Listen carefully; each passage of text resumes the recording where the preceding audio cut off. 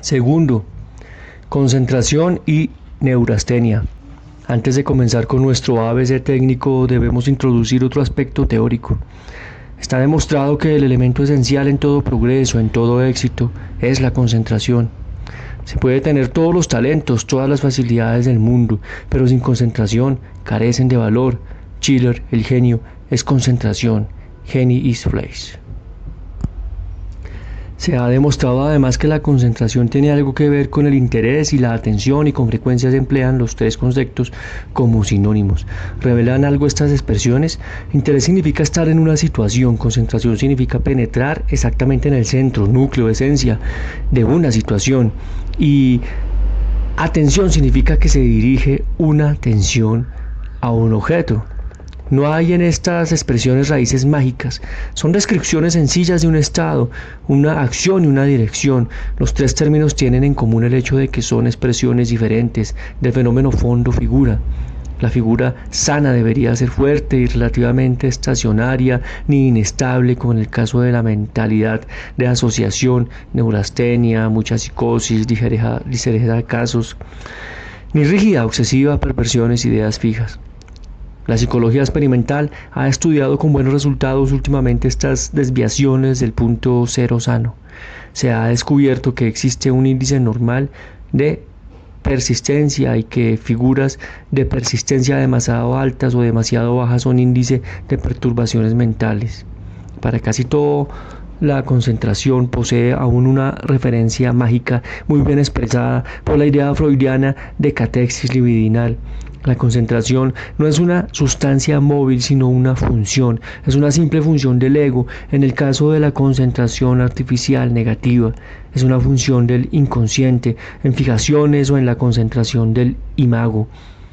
La función armoniosa del ego y del inconsciente es la base para la concentración positiva biológicamente correcta.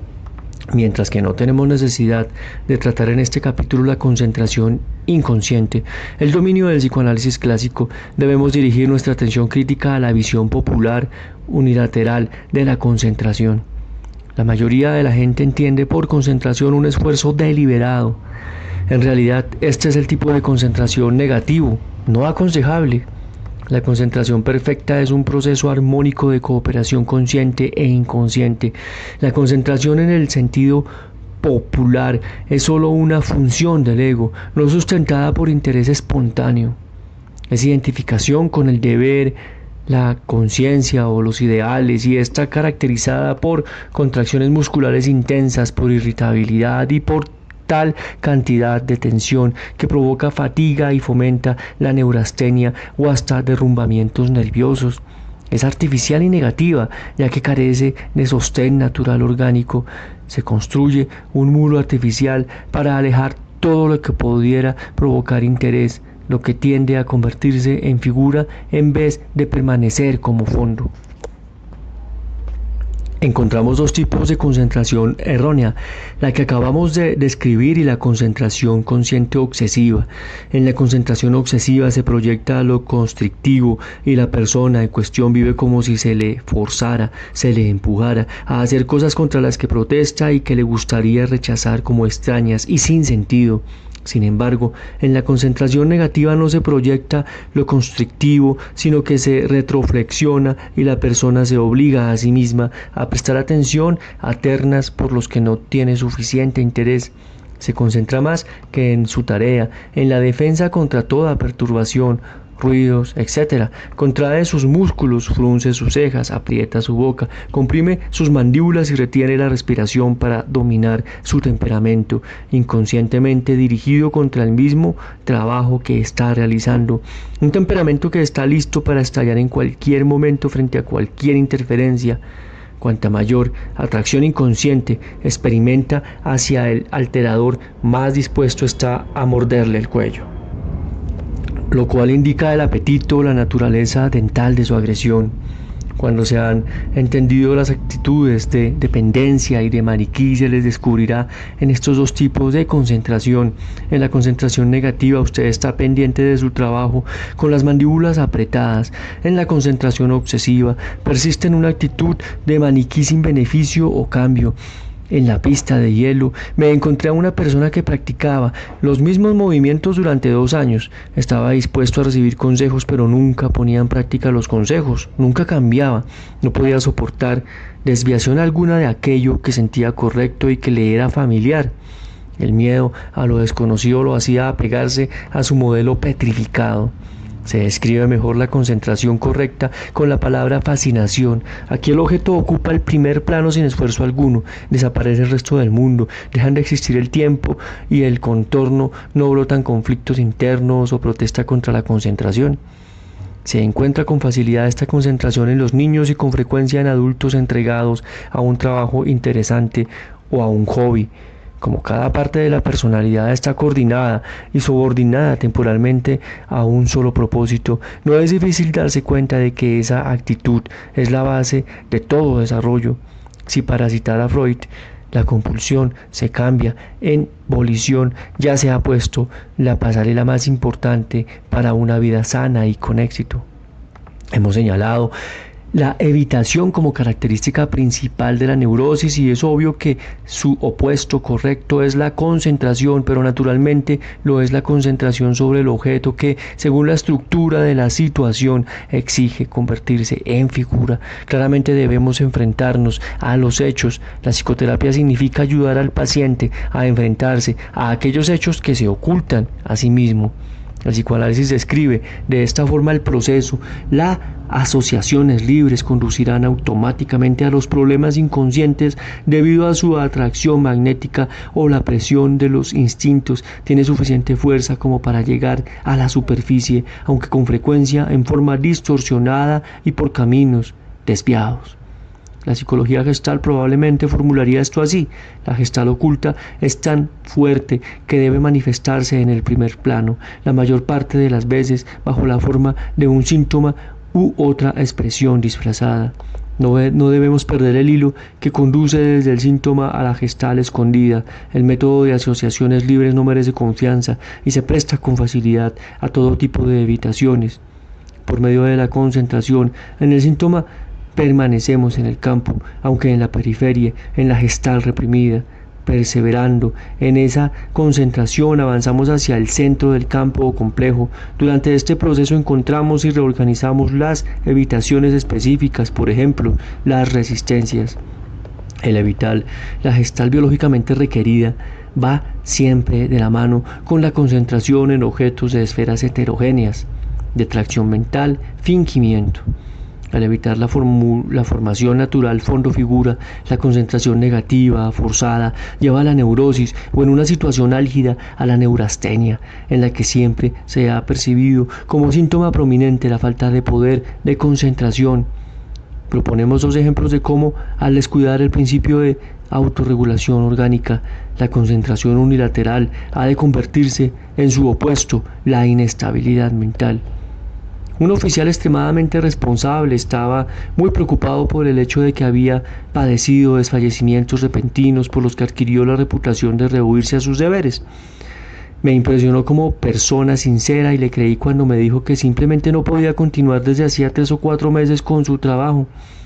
Lo que había sucedido era esto: cada día tenía que tratar cierto número de problemas, a muchos de los cuales no podía encontrar soluciones ese mismo día. Representaban cierto número de situaciones no concluidas.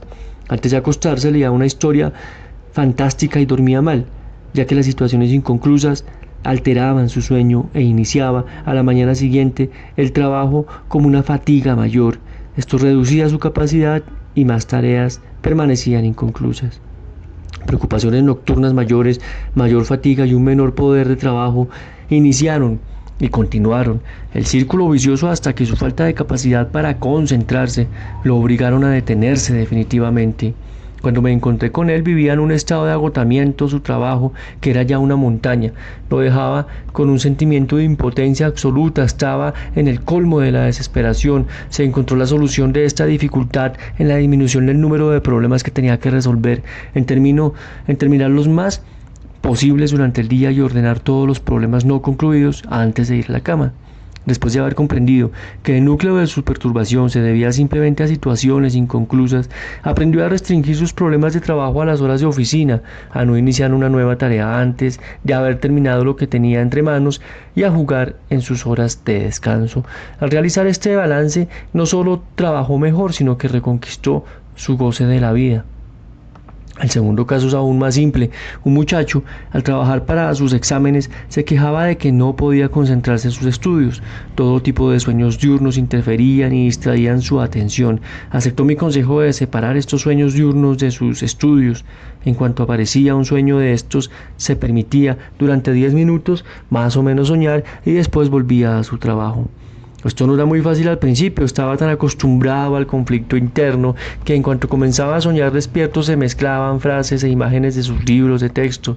Seguía entonces este material hasta que reaparecía el sueño diurno. Al no resistir la llamada de ninguno de los dos, pudo aprender a separar las dos esferas y muy pronto estuvo en posición de realizar sus estudios sin esfuerzo. La concentración positiva obedece a las leyes del holismo en todos los aspectos. No solo se dirigen todas las funciones hacia un propósito en la concentración negativa, solo una parte está dirigida a su propósito, sino que solo somos capaces de concentrarnos por completo en aquellos objetos que significan la complexión de todo incompleto. Además de la falta de concentración, hay otros dos síntomas importantes de la neurastenia que debemos mencionar. Uno es dolores de cabeza, dolores de espalda y toda la escala de síntomas de fatiga, asados todos en una mal coordinación del sistema motor. Tratamos de esto en el capítulo referente a la concentración corporal. En otro síntoma es el hastío de la vida, falta de interés e insatisfacción creciente con todos. Este síntoma es la expresión del disgusto hacia la vida. Admito que con frecuencia no se siente como tal este disgusto, sino que se presenta con frecuencia como dispepsia neurasténica y falta de apetito. Al concentrarnos en nuestra comida logramos varios fines a la vez. Aprendemos el arte de la concentración, curamos la dispepsia nerviosa, desarrollamos un gusto propio, desarrollamos inteligencia e individualidad. Aunque haya pocas probabilidades de que pueda curarse una neurosis más grave siguiendo el consejo proporcionado en este libro, por ser probablemente muy grandes las resistencias a perseverar en los ejercicios, todo el que tenga una tendencia hacia la neurastenia puede quedar convencido de la efectividad del método. Pero, ¿cómo podemos salir del dilema si no tenemos poder de concentración y si al mismo tiempo no debernos forzarnos a la concentración? La solución está en el método del ensayo y error. El niño, sin forzarse, trata una y otra vez de dominar el mecanismo difícil del caminar hasta que ha logrado la coordinación apropiada de su sistema motor. En la vida adulta encontramos un buen ejemplo en el alumno piloto. Gran parte de su entrenamiento para volar se toma por medio de acercamientos. A veces pasa por encima de su campo de aterrizaje y a veces se desliza así demasiado pronto. Forzarse para realizar un aterrizaje sería en ambos casos tonto, sino peligroso. El acercamiento de ensayo y error es lo que aconsejo al lector que siga, ya que es el único que le puede dar buenos resultados. No se preocupe de los fracasos, ya que cada acercamiento hará surgir a la superficie una parte de resistencia que se puede elaborar y hará surgir una mejor comprensión y asimilación. La perseverancia en los acercamientos, a pesar de muchos fracasos, será en sí misma una gran contribución al desarrollo de la personalidad sana y comprensiva. Si además puede usted aprender a analizar, a comprender el sentido de sus actitudes equivocadas en vez de condenarlas, sin duda triunfará al final.